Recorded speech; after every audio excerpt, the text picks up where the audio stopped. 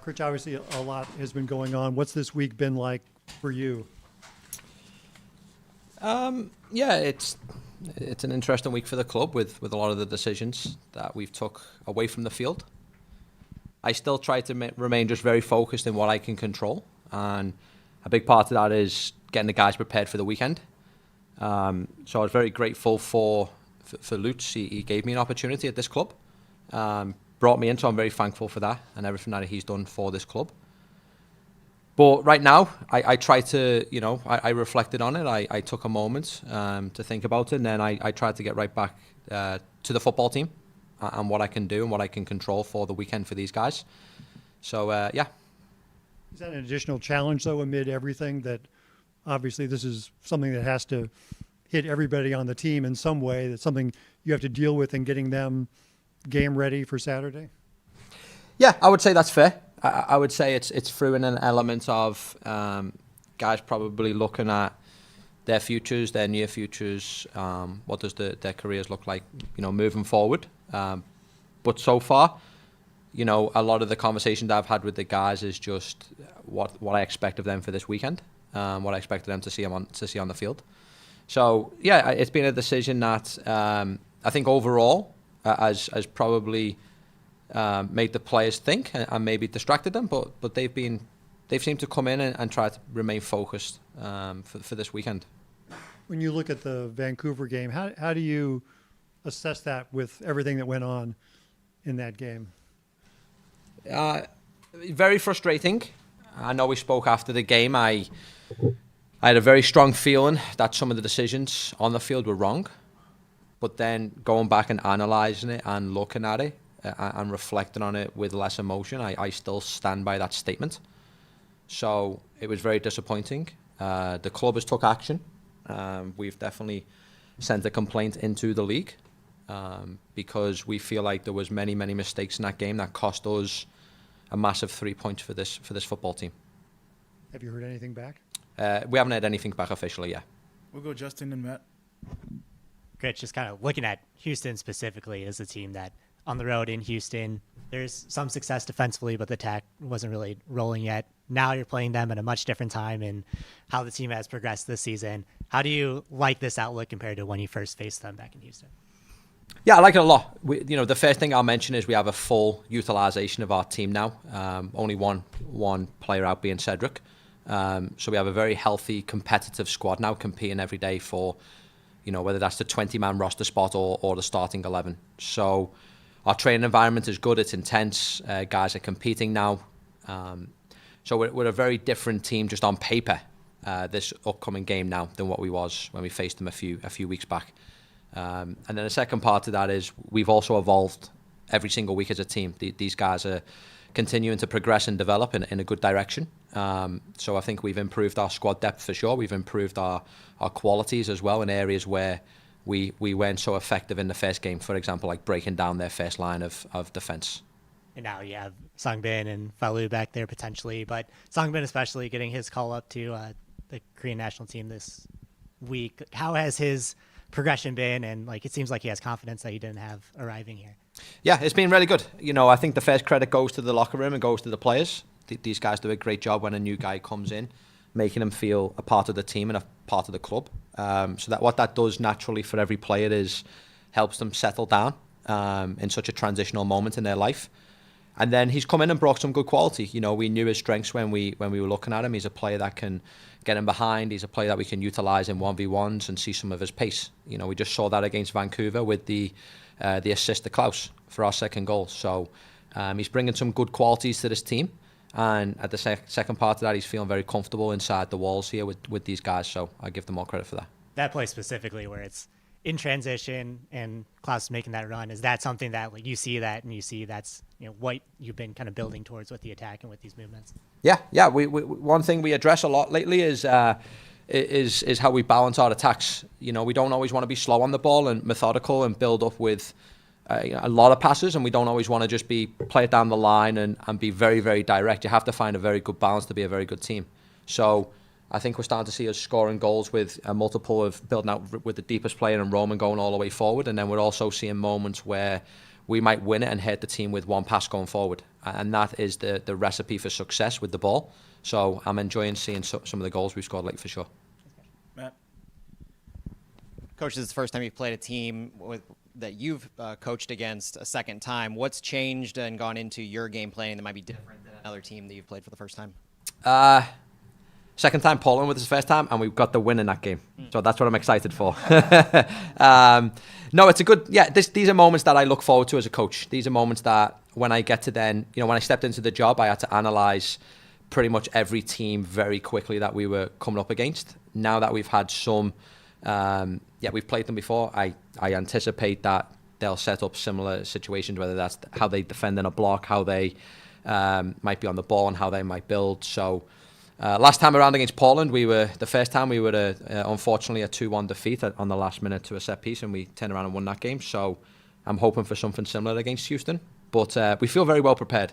We're just starting now with the team to get into scouting Houston, what they are with the ball, without the ball. So trying to give these guys these details. But I've got a good feeling about this weekend. You mentioned a few minutes ago the almost distraction that occurred for some of the players with the news and the occurrence of Lutz. We know that a good amount of these players are very close and continue to be very close with Lutz. Is there anything that you've seen from some of these players without calling anybody out that in the past week might be changing who would either be preferred or viewed as a better candidate to start, given some of those mental distractions? No, I wouldn't say that's fair to say I have. I can honestly say that since I stepped into the role, the Lutz and the club are very good about giving me the autonomy to make good decisions, to make the decisions that I felt right. I didn't feel a ton of pressure that I had to play certain players over certain players. So it's always, my philosophy is very simple. It's about trying to select the lineup for the game on a couple of different variables. The first one is training behaviors and habits. The second one is analyzing the opponent and maybe a type of personnel that we want for that game. And the third one is then trying to take the 11 players and find those very good relationships in groups of 2s and 3s and how they play with each other. So my philosophy doesn't change there. It didn't change when Lutz was here, and it won't change now that Lutz is gone. And there's nothing you've seen this week, given that news, given the player reactions that you've seen individually, that changes your opinion of any of those players' availabilities? Not that I've seen so far. I think the guys have done an absolute great job with a lot of this news happening for them, at trying to just remain focused on the controllables, which is their performance and training, and then also preparing the team for this week. So I give them great credit in that they've seemed to be pretty level-headed and focused. We go to Tom and then Drew. Coach, I'm hearing a lot of commentary from the Apple guys covering the game, and also from the Premier League, about the importance, it seems sudden importance, of the long throw. Does that ring any bells for you? You guys, you guys have it seems like some of your guys can throw the ball a pretty big distance. Do you have any thoughts on that? Yeah, if it's a weapon you have at your disposal, I think you should definitely use it. I know Devon as an example has a very good throw, especially once he gets into the final third. And if we can put that ball in the box into a dangerous place and give us a good chance to score a goal from it, we'll utilize that strength. I think, for a lot as a coach, I always try to find the strengths in all the players and try to utilize it to the team's benefit. So Devon has a good throw. I'm going to utilize his ability to throw the ball in the box when the opportunity gives itself. Do you remember Rory Delap? I do, yes. Do you remember his throw? Very much so. Throw that kept Stoke in the league until he left the team, I believe. They went down. But he had a different kind of throw than the Am I going too deep in the woods? Let me know. No, go ahead. He had a rocket. There was no arc to it. It was just a rocket. And in talking to one of the Apple guys, Hutch, I forget his name, the announcers who played with him, he said that he got that throw. Was it throwing the javelin? I'm just wondering if you want to have your guys practice throw the javelin, because again, that throw. Would you agree with that? Kept them in the league? Yeah. It's I think we might have scored a few goals from it as well, or Yeah. created chances for sure with Devon. So it's a skill that, yeah, we can continue to use. And do you practice against long throws? Do the guy during your it seems like it's a topic of conversation in the commentary of both the Premier League and the MLS, and I'm probably going to ask Roman about it too. So Okay. I'll Thanks, give Tom. you. You good? Yeah. We'll go to Drew back here. Hey, Coach. So you mentioned your philosophy is not really going to change. Is that 4-2-3-1? Is that more something you wanted to implement, or was that something from Lutz and the team? It was a combination of both. I think Lutz favoured a 4-2-3-1. I favoured a 4-2-3-1 when I first walked in the door several years ago. And it's most importantly, it's a system that we have players for right now, that we can utilise their strengths in. So, it's a system that I'll continue to use for the rest of the season. But even within that system, you'll see us in different shapes. You'll see us build out with 3, build out with 2, build out with 4. We'll press in different shapes. Usually the 4-2-3-1 is a good, I always call it like a schematic, like a starting position. But as the game continues, the ball rolls and the ball moves, you'll see us in a variety of shapes. All right. And then I know there's a lot of anxiety, a lot of changes at the club. If you got the call from Diego, what would that mean to you to be the permanent coach? It would mean a lot. Yeah, I think I've made it very clear that is something that I would be excited for, that opportunity. I feel prepared for it. So I'll respect the decision that the club makes, but I would love the opportunity to lead this team. We'll wrap up with Jeremy, then come to Matt. Coach, I'm curious. Diego's talked a lot about the evolution of the club and moving it forward. Is there a specific area in which you feel the club needs to evolve, and what is your role in getting that evolution to happen? Yeah, absolutely. We've finished out the playoffs for 2 years running, so we need to make some hard decisions and some hard changes. The ownership has very high ambition. They're very progressive in how they think, and they've set high expectations. They've set high goals. So there's going to have to be changes because based on the standards, we haven't met the goals of the sporting department. So I think we will see changes. And again, all I can say is it shows an ambitious ownership that are willing to invest into this team and move this team in the right direction. And we've set clear goals. We've set clear goals for next year. We've set clear goals for 5 years going into the year 2030. So I'm just excited for what the near future is for this organisation. Making this hard decision with Lutz is another example of the ownership and the leadership's ambition to continue to try to move this club forward. Matt? I guess kind of along the same lines of that question, the last 7 games of this season, the lineup is being focused on with that in mind as well. Last 3 games, you found some pretty good consistency in the front 6. Do you see that front 6 here recently as the best options for City week to week, given the individual battles at training? But also, have you had any conversations about maybe playing a certain individual with eyes on the future, or letting the organization see what that player can do? And has that influenced or at least played a part in who's on the match day roster, who's in the starting 11? For the first part of the question, yeah, I'm happy with our offense. Let me see here, 2, 3, 4. We've scored 7 goals in the last 3 games. So something is clicking with the ball. We're creating chances. We're scoring some good goals. We're also leaking by far too many, in my opinion, on the other side of the game as well. So we try to find that balance. To add on to that, right now I will choose the best 11 that I think can win the football game, and I'll continue to do that untold otherwise. But my main focus is from now till the last game of the season is trying to win a football game and doing it in a manner that I think is the best for short-term success, i.e. the immediate result, but also playing a system and a style that I think will give this club also long-term success. That's my main focus, and that's all I can really probably say on that part of it. So, yeah.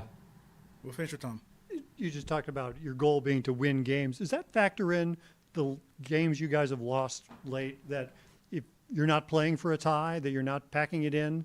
Is that factored into the late goals you guys have given up?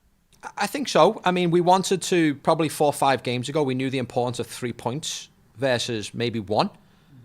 If we were in the standings and we were 7th, 8th, 9th, mid-table, maybe there's some games where we have a lead and we make a conscious decision to say, hey, we're going to try and really lock this game down now and come away with a point. But where we have been for the last couple of weeks is 3 points. It was almost like 3 points or nothing was the best scenario for the club. So align that with also me wanting to create a very good offensive team here as my first, let's just say, line of business, and to entertain people again. Now we have to get a better balance. We have to start trying to find ways to close games down, whether that's the rotations of players, whether that's the decisions we make, whether that's the sharpness, fitness of the team. That there's a lot that weigh into that. But yeah, we've been trying to win football games as of late, because that's where we needed to be. We needed to be aggressive. We needed to find 3 points and try and get ourselves climbed up the table. And when did you know last week you weren't going to have Falou for the Vancouver trip? I think the day off we were in a position where we were trying to get his visa in. Unfortunately, it was one of those we were tracking I don't know what you call it, like the UPS type thing. So we were trying to track it, trying to see where it was at. Unfortunately, it didn't come in time, but thankfully Timo stepped up into that position. Shows good professionalism by him. I had spoke to him about maybe potentially not starting in this game, and then flipped it around 6 hours later and told him he was starting in this game, and he came out and had a pretty good performance. So yeah. Rich, thank you. Thank you. We All right, appreciate it. thanks, guys.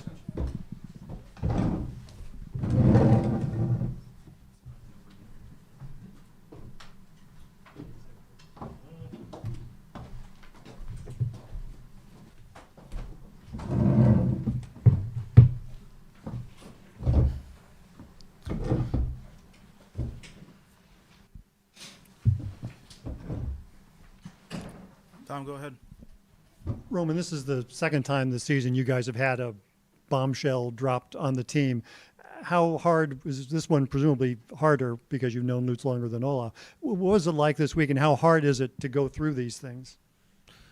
Yeah, I mean, it's not the first time that I'm in a club that makes changes, that is firing somebody or somebody has to go, so I know how to handle these situations. I'm focused on the main thing, and that's St. Louis and winning games, and yeah, improving every day. And as soon as I come into that building, I'm only focused on the team and getting better.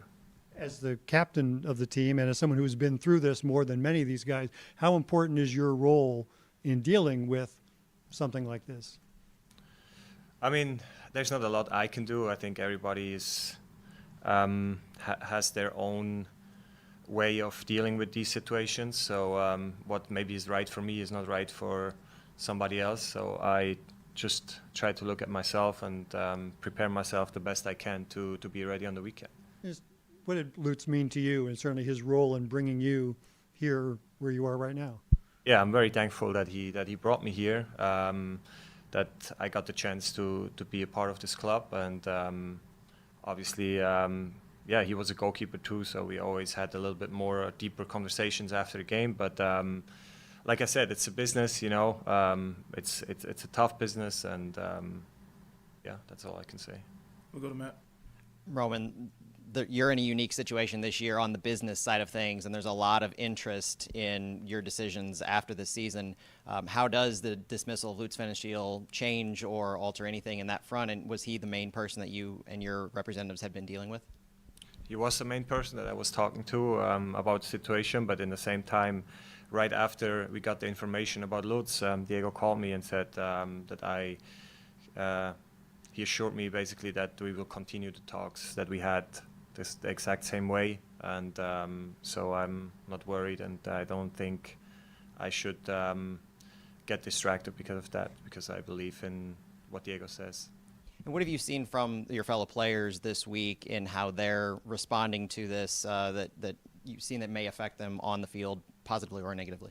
I didn't see anything. So first of all, because on Tuesday I couldn't see a lot because I I had to remove a wisdom tooth. So when I came to the facility, I was a little bit like not really here.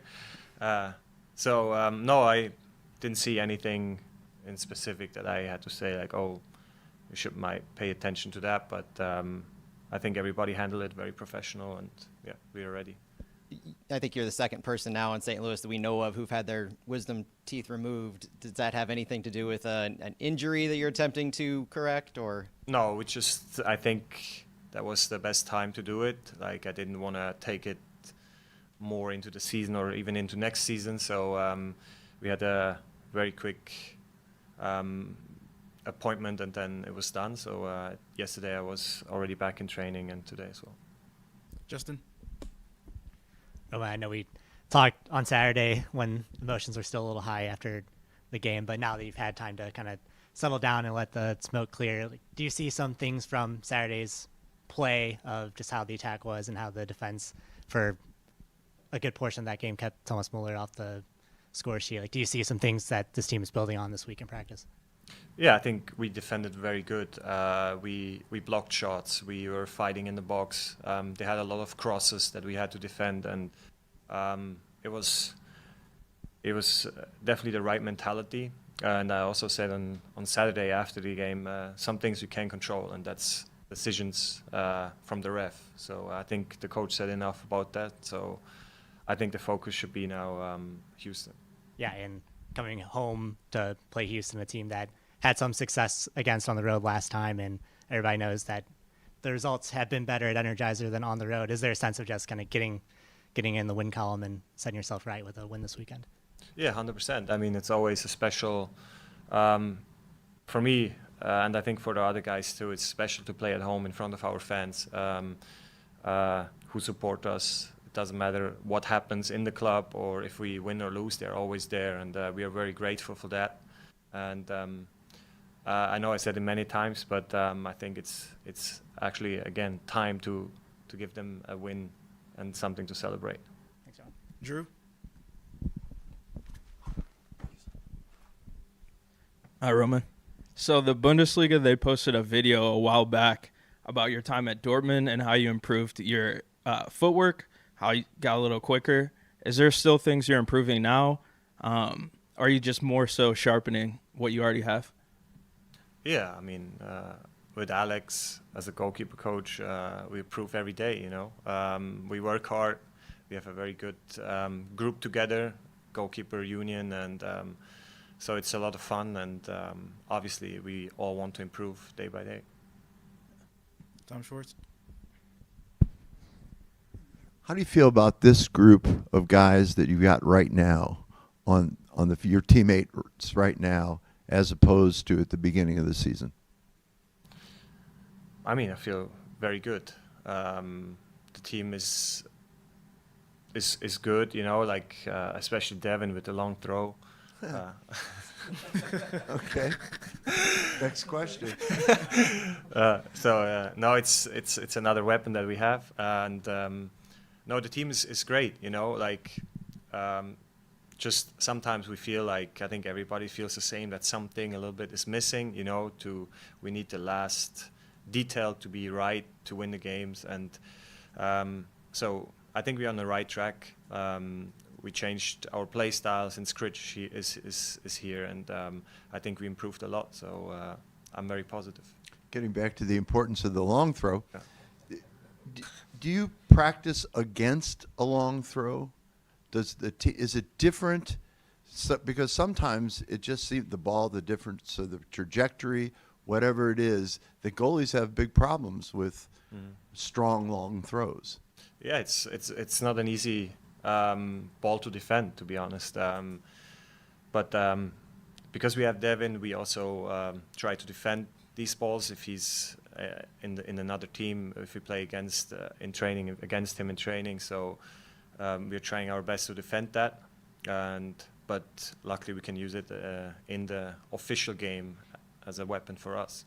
And do you remember Roy Delap from Stoke City? No, sorry, I don't. He had a bullet. You ought to check it out sometime. Okay. Thank you very much. Tom Tierman? Are you inclined to wait on making any decisions about your future until there's a sporting director and a coach in place? I mean, we are still in talks. You know, there's nothing set, nothing ready to sign. So I'm not ready to make a decision. Once we figured everything out and we have time anyways. We have still a lot of games to play, and so I'm not feeling, or I'm not putting myself under pressure. And I think the club also doesn't have to be under pressure. You like it here? Yeah, of course. I mean, it's my third year, if I'm not mistaken, and 3+? yeah, 3+. It's amazing, and I say it every time. Like playing in the stadium and our fans is something special. Roman, thank you. We appreciate it. Yeah, thank you.